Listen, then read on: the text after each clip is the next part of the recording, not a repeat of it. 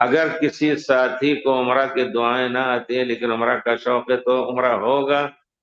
دیکھیے عمرے کے لیے اگر وہ اتنا جانتے ہیں، آئے اور حجر اسود کے سامنے اللہ اکبر کہا کر کے اور 7 چکر کرتے رہے،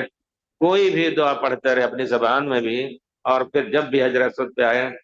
رکن یمانی پہ آئے تو ان کو اگر موقع ملا تو اس کو چھو دیا، چومنا نہیں ہے۔ اور درمیان میں سنت یہ ہے کہ رکن یمانی سے چلتے ہوئے آپ ربنا آتنا فی الدنیا حسنہ پڑھیں،